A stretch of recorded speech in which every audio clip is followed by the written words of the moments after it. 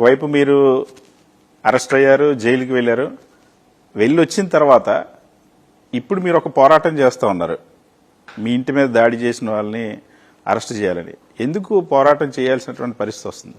ఇది ఒక న్యాయమైన పోరాటం అని నేను విశ్వసిస్తున్నా. కారణం ఏంటంటే, నన్ను చంద్రబాబు నాయుడు గారిని దూషించానని, ఆ తర్వాత అది తప్పని ఒప్పుకున్న తర్వాత కూడా నన్ను జైల్లో పెట్టారు, రిమాండ్ ఇప్పించారు, ఇవన్నీ చేశారు. నా ఇంటి మీద దాడి జరిగింది. సుమారుగా 7 గంటల 20 నిమిషాల పాటు కంటిన్యూస్ దాడి. ఈ కంటిన్యూస్ దాడి ఆల్ మీడియా ఛానల్స్ చూపించాయి. అంత విజువల్స్ అన్నీ ఉన్నాయి. నేను కంప్లైంట్ ఇచ్చాను. ఇంతవరకు ఒక్కరిని కూడా అరెస్ట్ చేయలేదు. నెంబర్ 1. నెంబర్ 2, నన్ను ఒక నేరారోపణ మీద అరెస్ట్ చేసిన తర్వాత నన్ను పోలీస్ కస్టడీలోకి తీసుకువెళ్ళారు, లాకప్లో పెట్టారు. That's okay. లాకప్లో జనరల్గా పెట్టాల్సిన అవసరం లేదు, పైన కూర్చోబెట్టచ్చు. అయినా లాకప్లో పెట్టారు. లోకేష్ గారి ఆదేశమో లేకపోతే పెమ్మసాని గారి ఆదేశమో వాళ్ళని సాటిస్ఫై చేయడం కోసం. ఆ తరువాత రాత్రిపూట నన్ను లాకప్ నుంచి తీసి నన్ను హింసించే ప్రయత్నం చేశారు. ఇవన్నీ కూడా చట్ట వ్యతిరేకమైన అంశాలు. ఎవరైతే నన్ను హింసించాలని ప్రయత్నం చేశారో వారిని చట్టం ప్రకారం శిక్షించండి. These is 2 demands. ఈ 2 డిమాండ్స్ మీద ఒక న్యాయ పోరాటం చేసేటటువంటి కార్యక్రమం చేస్తున్నాను. అటు న్యాయస్థానాల్లోనూ ఇటు ప్రజా బాహుల్యం మధ్యన కూడా నా పోరాటాన్ని కొనసాగిస్తాను. మొన్న ఉదయం 6 గంటల నుంచి సాయంత్రం 6 గంటల వరకు 12 గంటల సేపు గాంధేయ పద్ధతుల్లో నిరాహార దీక్ష చేసి ప్రభుత్వాన్ని, పోలీసు యంత్రాంగాన్ని నిద్ర లేపడానికి ప్రయత్నం చేశా.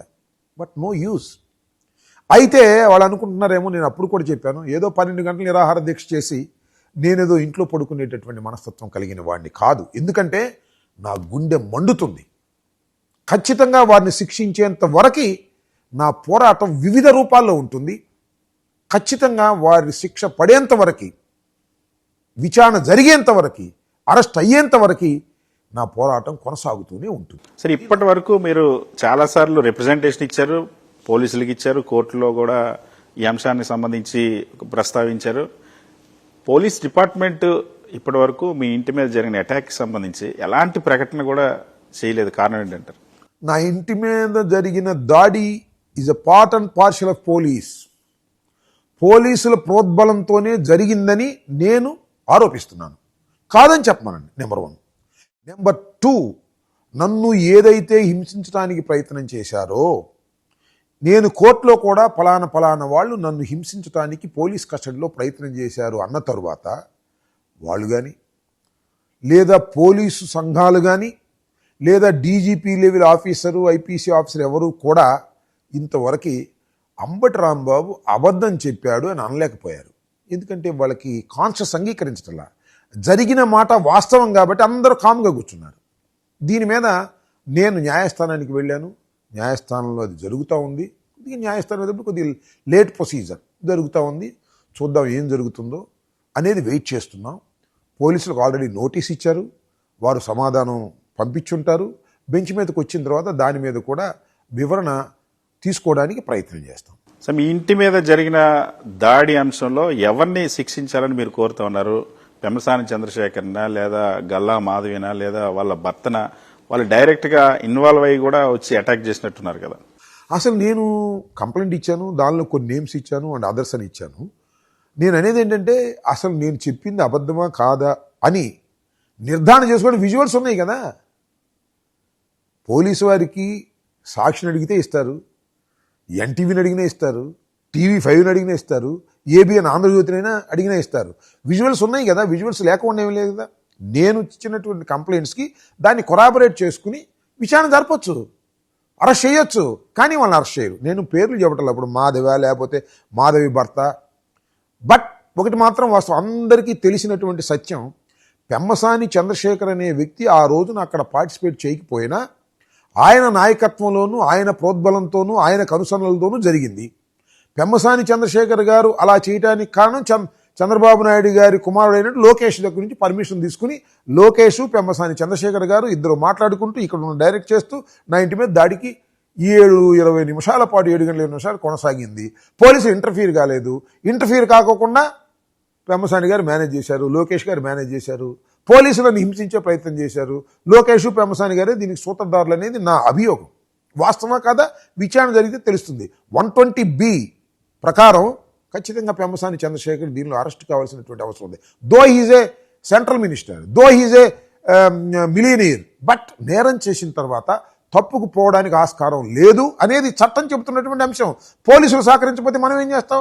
ఇవాళ కాకపోతే రేపు, రేపు కాకపోతే ఎల్లుండి, ఎప్పటికైనా సరే పెమ్మసాని చంద్రశేఖర్ అనే వ్యక్తి బోన్లో నిలబడవలసిందే. నా ఇంటి మీద దాడి జరిగిన దానికి.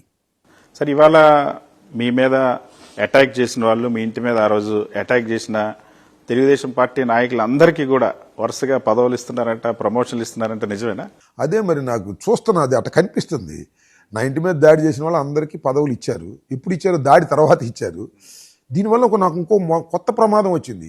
దాడి చేయకపోతే పదవులు ఇవ్వరేమోనని పదవులు రాని వాళ్ళు మళ్ళీ దాడి చేసే ప్రమాదం ఉంది, రెచ్చగొట్టే ప్రమాదం ఉంది.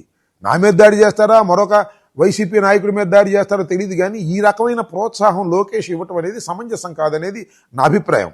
నా మీద ఎవరైతే నా ఇంటి మీద దాడి చేశారో వాళ్ళందరికీ 1, 2, 3, 4 అట్లా పదవులు ఇచ్చుకుంటూ వస్తున్నారు. అంటే దాడి వెనుక పదవులు ఇస్తున్నారు.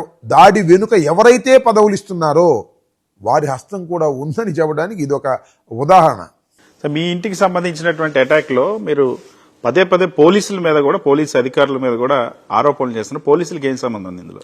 నేను ఆరోపణ చేస్తున్నట్టు నేను చేస్తున్నటువంటి ఆరోపణలో లాజిక్ ఉందా లేదా, వాస్తవం ఉందా లేదా ఆలోచించమని అంటున్నా. ఎవరైతే ప్రజానీకాన్ని ఆలోచించమని చెబుతున్నా. 7 గంటల 20 నిమిషాల పాటు దాడి జరుగుతూ ఉంటే, కంటిన్యూస్గా దాడి జరుగుతూ ఉంటే, what is the role of the police? ఒక్కరు ఎత్తారా ఫోను?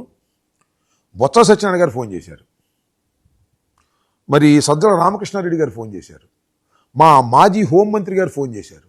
ఫోన్ చేయటమే కాదు, మా మాజీ హోంమంత్రి సుచరిత గారు ఇంకా కొంతమంది నాయకులు కలిసి ఎస్పీ ఆఫీస్కి వెళ్ళారు. ఎస్పీ ఆఫీస్ లేకపోతే ఎస్పీ క్యాంప్ ఆఫీస్కి వెళ్ళారు.